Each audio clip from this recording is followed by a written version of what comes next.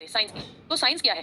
विज्ञान। अब body of knowledge है। देखिए कोई भी विषय होता है उसमें ज्ञान होता है, ठीक है, यानी उसकी ज्ञान मीमांसा जिसको कहते हैं हम, जिसको हम एपिस्टेमोलॉजी भी कहते हैं, कि हर विषय की अपनी बॉडी ऑफ नॉलेज होती है कि आप क्या क्या पढ़ाना है, ठीक है, क्या है उसके अंदर, तो वो ज्ञान होता है। तो साइंस का भी अपना ज्ञान है। साइंस में एक प्रोसेस है, प्रक्रिया, इंक्वायरी करने की, खोज करने की। और साइंस जो है वो एक तरीके का चिंतन का तरीका है। चिंतन का तरीका कैसे है? लास्ट क्लास में हमने देखा था कि इसमें ओपन माइंडेडनेस है, यानी खुला मस्तिष्क, किसी के कहे को बस यूं ही नहीं अपना लेते। स्केप्टिज्म है, यानी संदेहवाद है कि यू डाउट एवरीथिंग, ठीक है, नए एविडेंस के बाद जो है आप अपनी पुरानी थ्योरी में चेंजेस भी कर लेते हैं, ठीक है, ये सारी चीजें। और ओपन माइंडेडनेस है, क्रिटिकल इंक्वायरी होती है, इसमें आप एक्सपेरिमेंट करते हैं, प्रयोग करते हैं। आज मैं बिल्कुल ठीक हूं, पुनीत। अब यहाँ पर हम इन्हीं चीजों को देखेंगे। अगर विज्ञान जो है एक बॉडी ऑफ नॉलेज है, जो हमारा ज्ञान की बात करें, तो भाई यहाँ पर आपके फैक्ट्स हैं कुछ, ठीक है, डेफिनेशंस है साइंस में, जैसे फोटोसिंथेसिस की डेफिनेशन, ठीक, कॉन्सेप्ट्स हैं आपके अलग अलग, जैसे लाइट से संबंधित कॉन्सेप्ट, ठीक है, आपके बायो में सेल टिश्यू से संबंधित कॉन्सेप्ट, थियरीज हैं कुछ, और जो प्रूव हो चुकी हैं वो होते हैं लॉज, ठीक, ये है।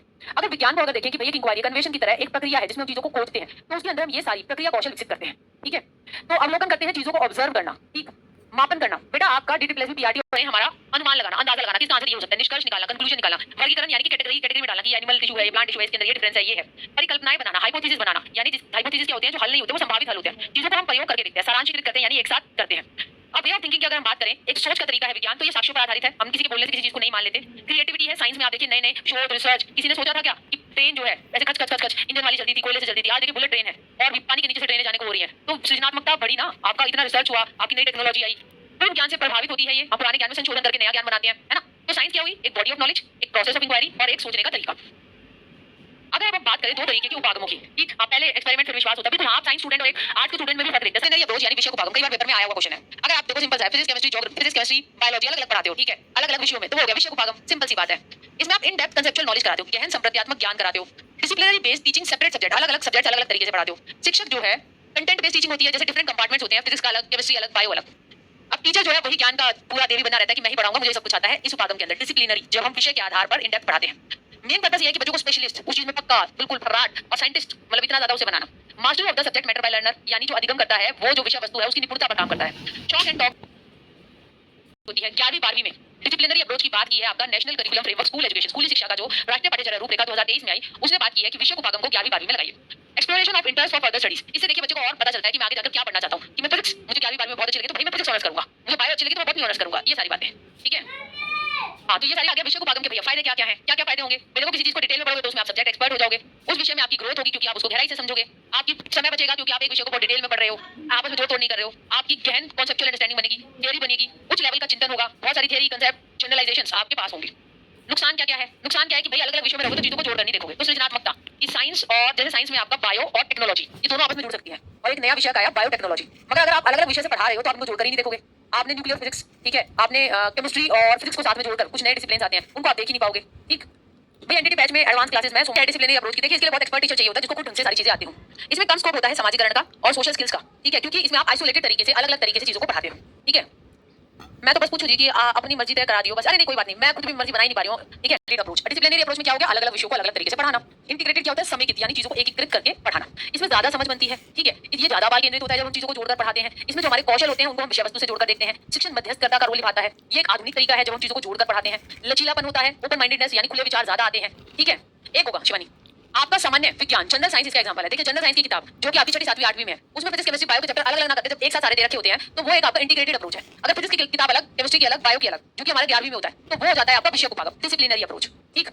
एनसीएफएससी यानी नेशनल करिकुलम फ्रेमवर्क स्कूली शिक्षा की बात करता है इंटीग्रेटेड अप्रोच पढ़ाइए आप मिडिल लेवल पे, यानी 6वीं 7वीं और 8वीं में, 9वीं और 10वीं में, ठीक है, सब में आपको इंटीग्रेटेड तरीके से पढ़ाना है। आशिका नमस्ते। अब इंटीग्रेटेड अप्रोच के फायदे क्या है? इससे हमें गहन तरीके से कॉन्सेप्ट की समझ बनती है, संप्रत्यात्मक समझ बनती है, सृजनात्मकता का विकास होता है, ठीक है। आधुनिक शिक्षण विधि है ये, इसे आप नया मेथड है, इसमें आप मिलकर काम करते हैं, कोऑपरेशन होता है, आप रियलिस्टिक तरीके से चीजों को अप्लाई करते हुए देख पाते हैं। नुकसान क्या क्या है भाई? समय बहुत ज्यादा लग जाता है, इसके लिए भी हमारे पास वेरी गुड और एक्सपर्ट टीचर नहीं है, कई बार कंफ्यूजन भी हो जाता है, ठीक है। अब एक सिंपल सा क्वेश्चन पूछना है मुझे कि अगर आप विषय अलग अलग करके पढ़ाते हैं तो वो कौन सी अप्रोच होगी? डिसिप्लिनरी यानी विषय उपागम, या फिर आपका इंटीग्रेटेड यानी कि आपका समेकित उपागम? डिसिप्लिनरी। जनरल साइंस किस चीज का एग्जांपल है? इंटीग्रेटेड। बताइए। तो विषय अलग अलग करके अगर हम पढ़ाएंगे तो वो कहलाएगा हमारा ए, यानी कि हमारा डिसिप्लिनरी अप्रोच। अगर हम एक जनरल साइंस एक साथ पढ़ाएंगे जिसमें फिजिक्स केमिस्ट्री बायो सब एक साथ है, तो भाई वो कहलाएगा आपका इंटीग्रेटेड अप्रोच, ठीक है। आ गया, ठीक, चलिए आगे करते हैं। एक है आपकी inquiry learning cycle. Inquiry learning cycle क्या होता है? इंक्वायरी यानी हम खोज कर रहे हैं, ठीक है। इसमें क्या होता है? आई वंडर, आश्चर्य, अरे नोटिस किया आपने, कुछ पूछा, सवाल पूछे, प्रॉब्लम को बोला, फिर आप क्या करते हैं, तो पहले क्या हो गया, आई वंडर, मैंने आश्चर्य किया। फिर मैंने क्या किया, इन्वेस्टिगेट किया, मैंने खोज की, प्लान किया, पढ़ा, शोध किया, फील्ड वर्क यानी असली में उस क्षेत्र पे गई जहां पर मुझे डाटा लेना था, और मैंने इंटरव्यू कंडक्ट किए। इसके बाद आई रिकॉर्ड, मैंने चीजों को दर्ज किया, ऑर्गेनाइज किया, डिस्क्राइब किया, वर्गीकृत किया, ग्राफ और ड्रॉ किया। आई डिस्कवर, मैंने चीजों को खोजा, ऑब्जर्व किया, एग्जामिन किया, मापन किया और इंटरप्रेट किया। मैंने सोचा, जब भी आप इंक्वायर करेंगे, किसी चीज की खोज करेंगे, उसके बारे में जानना चाहेंगे, तो आप दिमाग का प्रयोग करेंगे। तो लॉजिक, रिलेट, चर्चा करना, चीजों को तोड़कर देखना, ऑल्टरनेट एक्सप्लेनेशन यानी कि जो किसी ने व्याख्या दे रखी है उससे अलग कोई व्याख्या है तो वो भी देना। आई ट्राई, जब भी मैं इंक्वायर करती हूँ, किसी चीज को जानने का प्रयास करती हूँ, तो मैं एक्सपेरिमेंट करती हूँ, मॉडल करती हूँ, आइडियाज को देखती हूँ, रिपीट करती हूँ। आई रिफ्लेक्ट, मैंने चिंतन किया, चीजों को रिवाइज किया, चीजों को फिर से सोचा, कुछ दिक्कत थी तो उसमें मैंने इंप्रोवाइजेशन यानी सुधार किया और फिर उस कार्य को फिर से कंडक्ट किया। तो ये सारे जितने वर्ड्स मैंने आपको दिए हैं यहाँ पर इस इंक्वायरी लर्निंग साइकिल में, ये सारे पॉजिटिव कीवर्ड्स हैं। जब भी साइंस की पेडागोजी आए तो आपको इनको बहुत सकारात्मक तरीके से देखना है। आंसर कहीं ना कहीं यहीं पर छुपा बैठा होगा, वो चीज आपको पहचाननी है। आइए बात समझ में। आई वंडर, इन्वेस्टिगेट, दर्ज करना, खोजना, सोचना, रिफ्लेक्ट करना, अपनी सोच के बारे में सोचना, मेटाकॉग्निशन, परासंज्ञान, ये सारी चीजें आपको आनी चाहिए। ठीक है रवि, देखिए मेहनत करने वाले के लिए हर चीज आसान होती है, तो नहीं पड़ता उसके लिए हर चीज मुश्किल होती है। ठीक, हाँ। इसके बाद आगे हमारे कुछ तरीके की और अप्रोचेस होती हैं। ठीक है भाई, मैं हाँ ये पुनीत सही कह रहा हूँ, मुझे एक ही बात लिखने से समझ में, भाई मैं हूँ ज्ञान का जग्गा, तुम हो खाली मग्गा, मैंने उड़ेला ज्ञान और तुमने ले लिया। ठीक है, epistemology is what is knowledge and that is epistemology. मूल्य की करते हैं तो एक्सियोलॉजी होती है। ठीक है, रियलिटी की स्टडी करते हैं तो भाई उसे हम मेटाफिजिक्स कहते हैं। अच्छा रवि, मेरे भाई ने अभी आपसे ही पढ़ा है, उसने आपका ही चैनल बनाया, धन्यवाद रवि। ठीक, चलिए एक्सपोजिटरी। अब तो अपने को ऐसा लगता है एक्सपोजिटरी मतलब ऐसा होगा भाई कहीं बच्चा खोज कर रहा होगा, नहीं, यही पे तो फंसाया जाता है बच्चे को। Expository transmission model. ठीक है, मैं हूँ ज्ञान का जग्गा, तुम हो खाली मग्गे, मतलब ये फिलॉसफी जिसमें टीचर ही सब कुछ है। ठीक है, प्रसारण उपागम, ये नेगेटिव है आज की डेट में। ठीक भाई, तुम्हें भी बहुत कुछ आता है, ठीक, और मिलकर ज्ञान की रचना की जाती है जिसमें तुम्हारा कंट्रीब्यूशन ज्यादा होता है, मेरा रोल तो बस फैसिलिटीज देने का है। तो यहाँ पर सभी संकेत शिक्षक देता है, स्ट्रक्चर उच्च संचरित होता है, टीचिंग लर्निंग प्रोसेस टोटली शिक्षक केंद्रित होता है। डिस्कवरी अप्रोच, चलो खोजते हैं। ठीक है, अब जब यहाँ पर हम खोजते हैं, ठीक, निकिता शायद लेट क्लास में ज्वाइन हुई, निकिता आपने दोबारा से आओ, आप पीछे बात करें खोज उपागम। अब ये बताओ, ये बाल केंद्रित है या शिक्षक केंद्रित है? जल्दी से इसका आंसर दो। रवि तुम दोगे आंसर, यहाँ पर टीचर संकेत देता है। ठीक है, औसतन संरचित होता है, मामूली रूप से शिक्षक केंद्रित है, ज्यादा तो यहाँ पे बाल केंद्रित है जब बच्चा चीजों को खोजेगा। ठीक है, इंक्वायरी अप्रोच या फिर प्रक्रिया कौशल। अब ये प्रक्रिया कौशल इतना इंपॉर्टेंट शब्द है कि इसको दिमाग में बिठा लीजिए। ठीक है, प्रक्रिया यानी सीखने के दौरान जो जो हम कौशल विकसित करते हैं बच्चों के अंदर, तो ये शिक्षक कोई संकेत नहीं देता, बहुत कम संरचित है, बिल्कुल छात्र केंद्रित है। इंक्वायरी जब वो खोज रहा है, ठीक है, जांच कर रहा है चीजों की, प्रक्रिया में लगा हुआ है, प्रक्रिया कौशलों का उपयोग कर रहा है, तो ये पूर्णतः स्टूडेंट सेंटर है।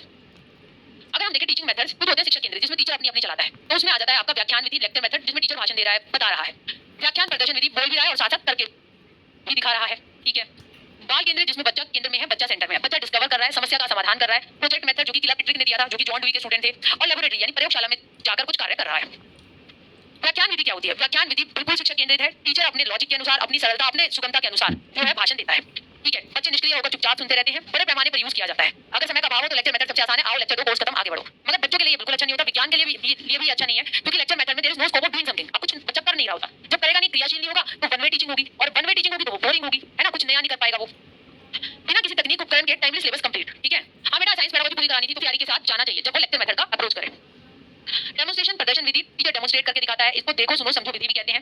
रटन पर नहीं होती है, टीचर एक प्रोसीजर के थ्रू कोई चीज करनी होती है, जैसे कि मान लीजिए सिरके को लिटमस पेपर में डाला, ठीक है, पानी को लिटमस पेपर में डाला, तो टीचर लिटमस पेपर ले आई, ये सारा सामान ले आई और बच्चों को दिखा रही है। जब भी प्रदर्शन विधि का उपयोग करें तो बच्चों को एक सेमी सर्कल में बिठाएं और कुछ सामने यहाँ पर जो है आप करें प्रदर्शन। ठीक है, बाल भी बना देते हैं टीचर के, ठीक, तो क्योंकि अगर बच्चे सीधे सीधे डेस्क की लाइन में बैठे होंगे तो पीछे वालों को दिखाई नहीं देगा, जब दिखाई नहीं देगा तो चीजें समझ में नहीं आएंगी, फिर आपका प्रदर्शन विधि कराने का, इतना सामान लाने का फायदा क्या हुआ? डेमो देना, देखो सुनो समझो, रटन पर नहीं, प्रोसीजर समझना, योजना तैयारी, विषय वस्तु का प्रस्तुतिकरण, सामग्री प्रेजेंट करना, प्रयोग करके दिखाना, परिणाम दिखाना और परिणाम लिखना। ठीक है, डेमो संजीव सर हैंडल करते हैं। इसके बाद आ गया ह्यूरिस्टिक मेथड यानी अनुसंधान विधि। इसमें क्या होता है कि समस्या की पहचान करना कि क्या समस्या है। ये ह्यूरिस्को शब्द से आई है, ठीक है, लैटिन वर्ड ह्यूरिस्को, जिसका मतलब है आई डिस्कवर। इसके जो प्रतिपादक थे यानी जिन्होंने ये मेथड दिया वो थे हेनरी आर्मस्ट्रांग, और उनकी बुक थी the teaching of scientific method, कि हम वैज्ञानिक विधियां कैसे उनकी शिक्षण कर सकते हैं। समस्या की पहचान करना, कारणों को खोजना, परिकल्पनाएं बनाना, उनको टेस्ट करना और सिद्धांत करना। अब देखिए इसके अंदर बच्चा कैसा होगा, एक्टिव होगा, तो बच्चा खोज करता, अन्वेषण और शोध करता जैसा होगा, अवलोकन करेगा, चीजों को ऑब्जर्व करेगा, प्रयोग करेगा, प्रैक्टिकल करेगा। ये विधि कहती है मनोवैज्ञानिक, छोटे बच्चों के लिए मगर इतनी उपयुक्त नहीं है कि बच्चा अनुसंधान कर पाए। ठीक है, अब तीन अलग अलग तरीके के बीज, दो अलग अलग मिट्टी पानी परिस्थितियों में कोई हम टेस्ट कर रहे हैं और देख रहे हैं सबसे ज्यादा बेटर तरीके से कहां फसल हुई। ठीक है, तो बिल्कुल छोटे बच्चों के साथ ये नहीं कर पाएंगे हम, ये छोटी से ये खोज करती है अनुसंधान विधि को हम यूज कर सकते हैं। ठीक है, परियोजना विधि, प्रोजेक्ट मेथड आपका क्रियात्मक है, रचनात्मक है, कौशल विकसित होते हैं, मनोरंजक है, करके बच्चा सीखता है, सामाजिक गुणों का जो है विकास होता है क्योंकि मिलकर काम कर रहे होते हैं। मूल्यांकन का मगर इसमें अभाव है, आप ढंग से मूल्यांकन नहीं कर पाएंगे। ठीक है, उद्देश्य, प्रोजेक्ट को चयन कीजिए, ब्लूप्रिंट तैयार कीजिए, उसको कीजिए, प्रोजेक्ट को मूल्यांकन कीजिए और एंड में दर्ज कीजिए। ठीक, तो कई बार आपके स्टेप्स को लाइन में लगाना भी आ जाता है, तो आप इन स्टेप्स को देख सकते हैं। एक प्रोजेक्ट को लेकर एक डेफिनेशन है जो कि बहुत इंपॉर्टेंट है, और वो डेफिनेशन है इस प्रोजेक्ट मेथड यानी परियोजना विधि जिस बंदे ने दी थी उसी की डेफिनेशन, और वो है डॉक्टर विलियम किला पिट्रिक की definition. A project is a whole hearted purposeful activity proceeding in its natural setting. ठीक है, एक अपनी नेचुरल सेटिंग में जो चीज आप बढ़ा रहे हैं तो वो कहलाता है प्रोजेक्ट। अब प्रोजेक्ट यानी परियोजना भी चार तरीके की हो सकती है। प्रोड्यूसर प्रोजेक्ट यानी कि उत्पादक प्रोजेक्ट, इसके बाद आगे कंज्यूमर प्रोजेक्ट यानी कि आप प्रयोगशाला विधि यानी लैब में जो आप करा के 10 बार लिखवा लेना, वो व्यवहारवाद है, वो चीटेड प्रोजेक्ट, रियल प्रोजेक्ट ये प्रोजेक्ट वो होते हैं जिसमें चीजों की बार-बार प्रैक्टिस कराई जाती है। जब भी बच्चों को प्रैक्टिस भी कराएं तो भाई आप क्या करवाएं, मीनिंगफुल तरीके से संदर्भ से कराएं, वो ज्यादा महत्वपूर्ण है। बिना किसी बात के 10 बार लिखवा लेना, वो व्यवहारवाद है, वो चीटेड में नेगेटिव सेंस में देखा जाता है। प्रयोगशाला विधि यानी लैब में जो आप कराते हैं तो करके सीखना, ऑब्जर्वेशन पर आधारित आगमन जैसी होती है, क्रियात्मक होती है, ज्ञात से अज्ञात की ओर जाते हैं आप, एनालिसिस और सिंथेसिस, चीजों को तोड़ना और मिलना, ठीक है, उस पर आधारित है। ठीक, तर्क पर आधारित है, बच्चा एक्टिव होता है, साइकोलॉजिकल है, जब लैब में जाके एक्सपेरिमेंट करोगे तो आप चीजों को बेहतर तरीके से सीख पाओगे, उनका प्रयोग होता हुआ देख पाओगे। ठीक है, अब आप बच्चे को अकेला या ग्रुप इनमें आप लैब में काम करा सकते हैं, और लैब में जब भी काम कराएं तो सावधानियों का प्रयोग करें कि कोई हादसा ना हो जाए, बच्चों को अच्छी तरीके से ब्रीफ करके लेकर जाएं, उपकरणों को संभालना, केमिकल्स केमिस्ट्री लैब में तो बहुत ध्यान से काम करना होता है, तो वो सारी चीजें बच्चों को सिखानी चाहिए। ठीक है, तो प्रयोग डेटा पैटर्न, ठीक है, आप सामान्यकरण कैसे करेंगे, निष्कर्ष कहां से मिलेगा, और चीजों को टेस्ट करना वो आपको आना चाहिए। बेस क्लास का सेम बोर्ड पीडीएफ समस्या समाधान, अब समस्या बनी हुई है, नीतीश के कई बार लिख लिया कि इंग्लैंड से आई है, ठीक है, भाई कहीं से भी आई, उतना नया करना है।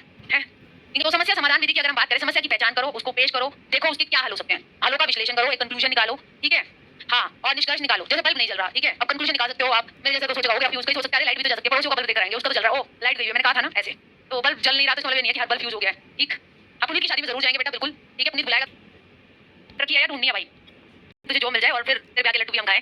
ठीक है, चलिए, पुनीत भाई इंग्लैंड वाली से शादी कर। साइंस चैलेंजेस, विज्ञान की क्या चुनौती है, देखिए क्या है कि अगर हम बहुत ज्यादा किताबों पर ही पीछे पड़ जाते हैं और फैक्ट और डेफिनेशन रटवाने लग जाते हैं तो एक बहुत बड़ी चुनौती है। अगर हम एक रिजिड टाइम टेबल इसमें पढ़ाएंगे, कोई लचीलापन नहीं देते तो वो बोरिंग हो जाता है, कोई टाइम नहीं देते खोज करने का, चर्चा करने का, तो काफी रट्टावार हो जाती है साइंस। अगर हम जो बच्चा ऑब्जर्व कर रहा है, जो अनुभव कर रहा है, उसको जो किताबों में उसे जोड़कर नहीं देखेंगे तो उसको लगेगा दोनों चीजें अलग अलग है। करिकुलर लोड यानी कि हमने चैप्टर पे चैप्टर पढ़ाए जा रहे हैं, बच्चों को समझ आ नहीं रहा है, क्लास इंटरेस्टिंग नहीं बना रहे हैं, लैक ऑफ इंफ्रास्ट्रक्चर, सामान ही नहीं है, ठीक है, एपरेटस नहीं दे रहे, साइंस लैब में चीजें नहीं है, चीजें आधी टूटी पड़ी है, तो भाई कैसे वो जो है रिसर्चर बनेगा। ठीक, विज्ञान का उपयोग कहाँ होता है, देखिए कम्युनिकेशन में होता है, ये 4G 5G सबके हाथों में फ्री कनेक्ट दे दिया। पहले किसी को ऐसा हुआ करता था, भाई कोई मेहमान आया कितनी खुशी होती थी, हमारे घर मेहमान आए हुए हैं, अब कोई मेहमान आ भी जाए तो अपने मोबाइल पे लगे रहते हैं, है ना, यातायात के साधन, ठीक, पहले ऐसे हुआ नानी की छुट्टियों में जाएंगे, मतलब यहाँ से ऐसे जाएंगे, अब कोई ओला करी, उबर करी, अब और तो और संजीव बता रहे थे आजकल तो दिल्ली में बाइक भी चल पड़ी है, वो तो एक बहुत ही सुंदर लड़की, मैंने कहा तो मैं क्या करूँ, बोले एक बहुत ही सुंदर लड़की आई, मैंने देखा वो एक बाइक बिल्कुल ज्यादा अच्छा नहीं दिख रहा था, उसके साथ फट से बैठ के चले हैं, पहले कैसे पुराने कितनी देर में पहुंचा करते थे, अब फटाफट आप कहीं भी पहुंच सकते हैं। चिकित्सा में आप देख सकते हैं, कोरोना वैक्सीन का ही देख लीजिए। ठीक, शिक्षा में देखिए पहले क्या ऐसा पॉसिबल था, आज से 10 साल पहले मैं आपको इस तरीके से पढ़ा पाती, यार 10 साल पहले तुम तो और छोटे हो गए। ठीक, तो मतलब कि आप ये देखिए कि 10 साल के अंदर टेक्नोलॉजी कितनी एडवांस हो रही है, वरना तो पहले मोबाइल से लगता था कि मोबाइल से कौन पढ़ता है, आपके घर वाले भी बहुत दिनों तक समझ नहीं पाते होंगे, ठीक है, कि मोबाइल से भी पढ़ा जा सकता है। ठीक है, कृषि में उन्नत खेती, आपका ड्रोन खेती, ये सब हो रहा है। ठीक है, भाई मैं तो फाइजर लगवाई थी, ठीक है, फाइजर लगी हुई है मेरे, ना कोवैक्सीन ना कोविशील्ड, फाइजर लगवाई थी, मुझे तो बुखार भी कुछ नहीं आया था, मैं तो आराम से सो गई थी। मनोरंजन के साधन आप देखिए, इतनी ओटीटी प्लेटफॉर्म है, इतनी सीरीज आज की डेट में, सब साइंस की देन है। भवन निर्माण पे लोग करोड़ लगा रहे हैं आज की डेट में, और वो बस माचिस के डब्बे जैसे घर बना रहे हैं, जो कि बिना एसी के तो उनमें भगते हैं वो। ठीक, तो साइंस है ना। दैनिक जीवन आपको पता होगा साइंस प्रयोग हो रहा है, सुबह ही हमारी मोबाइल से शुरू होती है, जब अलार्म बजता है, ठीक है, फिर हम सारे मैसेज जैसे देखते हैं, जैसे हमारे बिना कौन सी आज व्यवस्था रुक गई, मगर हम फिर भी देखते हैं, फिर हम एक तो स्टेटस देखते हैं, फिर हम अपना सोचते हैं टीवी हटा लें, दूसरी लगा लें, है ना, फिर हम दैनिक जीवन में फिर ओ भाई इतना टाइम लगा दिया इसमें, अब तो लेट हो रहे हैं स्कूल के लिए, चलो तैयार होते हैं, गैस है, चाय बनाएंगे, पानी गर्म करेंगे, तो साइंस सारे के यूज हो रही है। डिजिटलाइजेशन है, ई पाठशाला, स्वयं प्रभा और MOOCs massive open online courses है, जहां से आप जो है ऑनलाइन तरीके से स्टडी कर सकते हैं और पूरे पैसे देके आपको जो है सर्टिफिकेट भी मिल जाता है, एक एग्जाम होता है उसके बाद। ठीक, आर्टिफिशियल इंटेलिजेंस आपका जैसे अगर आप कुछ सर्च करते हैं उससे संबंधित बाकी सारी सर्च आने लग जाती है, अब इस पे रहे हैं आपके विज्ञान की देन है, अंतरिक्ष की खोज, ठीक, मंगलयान, इंफॉर्मेशन टेक्नोलॉजी, इन सब में आपका साइंस का यूज हो रहा है। विज्ञान के पास पुस्तकें उद्देश्य अचीव करने वाली हो, संदर्भ से हो, विविधता को बढ़ावा दें, जो भाषा उसके अंदर हो, भाई बहुत मुश्किल हाई फाई मत दो, सरल अत्यंत कठिन ना हो, खोजी यानी बच्चा खोज कर पाए ऐसी इनसाइट सोच में, रटकर सीखने की प्रवृत्ति को हमें कम करना है। आईसीटी का यूज करें, अगर कोई वीडियो लिंक है तो साथ में वो आप डाल सकते हैं ताकि बच्चा फर्दर जानकारी के लिए वो वीडियो देख सके। ठीक है, समता सूचक, इक्विटी, भाई नहीं बताया पुनीत सारे क्लास के बाद, ठीक, क्या होता सीखा। इक्विटी होती है समतापूर्वक व्यवहार, ठीक है, इक्वालिटी होती है बराबरी, समता जैसे रिजर्वेशन स्कॉलरशिप ये सब देना की बराबरी पे है, तो आप जो कोई जेंडर बायस नहीं होना चाहिए, लैंगिक भेदभाव ना हो, ठीक, ऐसी किताबें हो, महिलाएं वैज्ञानिकों के एग्जांपल्स इसमें कोट किए जाएं ताकि उनको सशक्तिकरण रोल मॉडल बने। ठीक है, मैडम आप उन्हीं को कूट दीजिए, किसी तरह अदरक की तरह, कहाँ से पढ़ रहा है। ठीक, तो मोटापा ऐसे ही होता है, अदरक की तरह इंसान इधर उधर एंगल निकालने लग जाता है। 2005 के अनुसार साइंस एजुकेशन कैसी होनी चाहिए, ये पढ़ लो, ये उद्देश्य है, ये पेपर में 1 नंबर यहाँ से आएगा। ठीक है, हाँ, अपने कॉग्निटिव लेवल के अनुरूप विज्ञान के फैक्ट्स और कॉन्सेप्ट को समझने एवं परिचित करने लायक हो जाए बच्चे, उन तरीकों और प्रक्रियाओं को समझ सके जिनसे वैज्ञानिक ज्ञान क्रिएट हुआ है, विज्ञान की हिस्टोरिकल वैलिडिटी और उसके पर्सपेक्टिव को समझे, विज्ञान को एक स्थानीय उद्यम जिसमें दिमाग लग रहा है उसकी तरह जो है सीखे। ठीक है, देश से, स्थानीय लोकल परिवेश से भी और वैश्विक परिवेश से जोड़े। ठीक है मैम, आप खुद को स्थानीय लोकल से जोड़ेंगे और फिर ग्लोबल की बात करेंगे, रोजगार की दुनिया में पैर टिकाने हेतु आवश्यक सैद्धांतिक और व्यवहारिक कुशलता प्राप्त कर सके, अपने स्वाभाविक जिज्ञासा, एस्थेटिक, क्रिएटिविटी से साइंस और टेक्नोलॉजी को परिभाषित कर सके, ये मूल्य विकसित कर सके। ठीक है, ईमानदारी, सत्यनिष्ठा, सहयोग, जीवन के प्रति सरोकार, पर्यावरण सुरक्षा, वस्तुनिष्ठा और क्रिटिकल सोच को विकसित कर सके, भय और अंधविश्वास से मुक्ति प्राप्त कर सके। एनसीएफ 2005 विज्ञान शिक्षा के बारे में कहता है कि ये बच्चों के प्रति ईमानदार हो, योग्य, अर्थपूर्ण, आनंदपूर्ण, दैनिक जीवन से जुड़े हुए और संदर्भ से पढ़ाइए, ट्रू टू लाइफ, जीवन के प्रति सच्ची हो। बेटा ये ना तीनों सत्य है कि साइंस की शिक्षा एनसीएफ 2005 के अनुसार किसके प्रति सच्ची हो, वो तुम्हारे लिए सच्ची हो, तुम बालक हो, जिंदगी के लिए सच्ची हो, और वो साइंस जो खुद है उसके लिए सच्ची हो। ये तीनों वर्ड आ रखे हैं, सच्ची में सच बोल रही हूँ। ठीक है, तो ध्यान से देख लो, सच्ची सच्ची सच्ची, चिल्ड्रन लाइफ साइंस। ठीक है, CLS। ठीक है, जिंदगी के लिए सच्ची कैसी होगी जब हम पर्यावरण की बात करेंगे, वर्ल्ड की बात करेंगे, सस्टेनेबल डेवलपमेंट की बात करेंगे। विज्ञान के प्रति सच्ची कैसी होगी जब हम विषय वस्तु जो समझ में आ सके बच्चा उसमें लगा रहे, ठीक है। आप एक एक्वायर करना, उसको वैलिडेट करना, जैसे उसको लगाकर देखते हैं, उस पर काम कर सके, परियोजना विधि का यूज कीजिए, ठीक। कौशल हम कौन से विज्ञान के अंदर विकसित करते हैं? ऑब्जर्व करना, सारी चीजों को आसपास अवलोकन करते हैं। आइडेंटिफाई करना, पहचान बोल, हम चीजों के बारे में जानकारी इकट्ठा करते हैं, ठीक है। चीजों को हम दर्ज करते हैं। डिस्क्रिमिनेट करते हैं कि पिछली बार गर्मी, इस अप्रैल में इतनी गर्मी नहीं पड़ी थी, पिछली कल की आंधी किस किसके यहाँ आई और किस किसके यहाँ ओले पड़े भाई है, बच्चा उसको आइडेंटिफाई कर पाए, ठीक है। मेरे यहाँ गिरे, नानी के यहाँ नहीं गिरे, क्यों नहीं गिरे, तो ये सारे कौशल हो, है ना। विभेदीकरण, डिस्क्रिमिनेट कर पाए कि कैसे मौसम बदल रहा है। कंपेयर कर पाए, चीजों को वर्गीकृत कर पाए, चीजों के बीच में सह संबंध बना पाए कि भाई अब जो है ग्लोबल वार्मिंग के कारण गर्मियां बढ़ रही है। आपको अगर मैं बताऊं, यूरोप जैसे देश जहां पर खूब बर्फ पड़ती थी, अब वहां पर बर्फ पड़नी कम होती जा रही है, वहां पे विंटर श्रिंक कर रही है, वहां की समर इतनी तेज होती है, पहाड़ों जैसी गर्मी नहीं होती भाई। पहाड़ों में तेज सीधी धूप लगती है, सनस्क्रीन ना लगाओ तो इंसान के हाथ पैर पूरे भुन जाते हैं, ठीक है। तो वहां पर यूरोप में इतनी ज्यादा गर्मी बढ़ने लगी है कि जब हम रहते थे तो कल्पनाशीलता और बच्चा परिकल्पनाएं बना पाए, ठीक है। प्रॉब्लम को आइडेंटिफाई कर पाए और उसके हल निकाल पाए, कंडक्ट कर पाए सर्वे और चीजों के निष्कर्ष निकाल पाए, बच्चा संवेदनशील हो, चित्र, चार्ट, मानचित्र, रेखाचित्र, आरेख, लेखाचित्र को पढ़ना और उनसे उनको बना पाए। अब हमारे उद्देश्य क्या क्या है हमारे फाउंडेशनल स्टेज पे, अलग अलग स्टेजेस पे, जो हमारे नेशनल करिकुलम फ्रेमवर्क स्कूली शिक्षा 2023 के अनुसार है। देखिए क्या क्या है। जो हमारी फाउंडेशनल स्टेज है वो कितने साल की है भाई? वो है आपकी 5 साल की, स्टार्टिंग के 5 साल, जिसमें 3 साल जो है बाल वाटिका, प्री स्कूल, प्री प्राइमरी के, और 2 पहली दूसरी के। यहाँ पर अगर आप जो है साइंस की शिक्षा की बात करोगे तो भाई साइंस जो है वो ईवीएस के थ्रू पढ़ाई जाती है, और ईवीएस जो है वो लैंग्वेज और मैथ्स के थ्रू पढ़ाया जाता है। अलग से कोई किताब नहीं होती फाउंडेशनल लेवल पे साइंस की या ईवीएस की। मगर हम चाहते क्या है बच्चों के अंदर क्या विकसित हो भाई? बच्चा ऑब्जर्व करना सीखे, उनकी सृजनात्मकता को बढ़ावा मिले कि वो सवाल कर पाए, बच्चे के अंदर प्रक्रिया कौशल, चीजों को वर्गीकृत करना, कंपेयर करना, कंट्रास्ट करना और उन चीजों को वो दूसरे को बता पाए। अवलोकन, पर्यावरण के पास कल्पनाशीलता उनकी बढ़े। आप निर्देशित गतिविधियां कराइए, आप फैसिलिटेट कीजिए कि ये चीज ऐसे ऐसे करनी है। फिर आगे भाई आपका प्रिपरेटरी स्टेज, अब ये हो गया तीसरी, चौथी, पांचवी। यहाँ पे ईवीएस की किताब है, वहाँ पे ईवीएस पेडागोजी के सेशंस में मैंने पूरा करा रखा है, ठीक है। अब यहाँ पर क्या है, बच्चे को ठोस मूर्त अनुभव देने हैं, ठीक है, संवेदी अनुभव, ठीक है, जो कि उनको देखकर चीजों को समझे, छूकर सीखे, चखकर सीखे, ठीक है।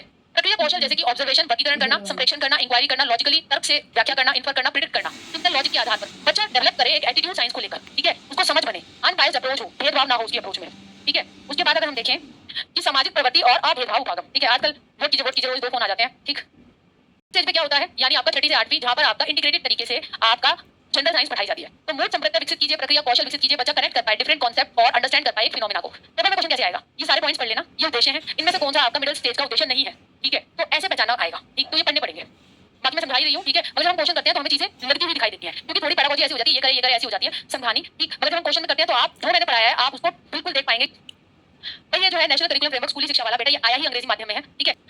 Emerge to a level where a child acquires skills की वो साइंटिफिक चैलेंज अटेम्प्ट कर पाए, परिकल्पना बना पाए, व्यक्तिगत तौर पर या समूह पर, अन्वेषण आधारित अधिगम हो, ताकि वो चीजों में अर्थ बना पाए। 9वीं 10वीं में अगर हमें साइंस पढ़ानी है तो वहां पर उद्देश्य है कि बच्चा अप्लाई कर पाए कॉन्सेप्ट को जो साइंस के हैं, उनको समझ पाए, नेचुरल वर्ल्ड को डेवलप करे, साइंटिफिक टेम्परामेंट, ठीक। बच्चा क्रिटिकली यानी समालोचनात्मक तरीके से विश्लेषण करे प्रयोगों की, ऑब्जर्वेशंस का।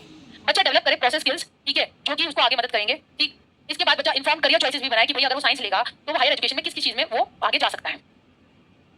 कॉन्सेप्ट संप्रज्ञा मिडिल स्टेज में, क्योंकि भाई हमारे पेपर में जीटेट में साइंस पेडागोजी आएगी लेवल 2 के लिए, तो हमें मिडिल स्टेज में क्या बातें होती हैं उनको देख लेते हैं। विद्यार्थी के अपने आसपास के पर्यावरण के ऑब्जर्वेशन पर निर्भर छोटे स्तर से बड़े स्तर की ओर हमें जाना है। विद्यार्थियों को सावधानी पूर्वक देखी गई अवलोकन और अनुभवात्मक घटनाओं का वैज्ञानिक स्पष्टीकरण ढूंढने में सहायता करना। विद्यार्थियों को मदद करने की वे अंतर और संबंध देख कर वातावरण के विभिन्न भागों को देख पाए। छात्र को साझा अनुभव में एंगेज करें और देख पाए विज्ञान के लेंस से, कि हर चीज को साइंटिफिक लेंस से, साइंस की नजर से देख पाए, ठीक है। भाई मुझे थ्योरी करानी हमारा, आप बच्चों को मदद करेंगे कि वो डेली लाइफ के जो एंगेज करे, जो हमारे डेली लाइफ के जितने एस्पेक्ट है उससे बच्चे का इंटरेस्ट बनाकर रखे, उसके कंसर्न बनाकर रखे। साइंस पेडागोजी का प्रैक्टिस 5 बजे ही किसी दिन लेकर आऊंगी, क्योंकि एक दिन सीडीपी होता है, एक दिन पेडागोजी होता है। और जल्दी इसके बाद हेल्प करे बच्चों को एंगेज करे वो नेचर के साथ और प्रोसेस ऑफ साइंस के साथ, छात्र मूल्य और प्रवृत्ति विकसित करें। इसके बाद आ गया हमारा डेविड कोल, उन्होंने एक अनुभवजन्य अधिगम दिया था, ठीक है। डेविड कोल एक बंदा था जिसने एक्सपीरियंशियल लर्निंग की बात की थी,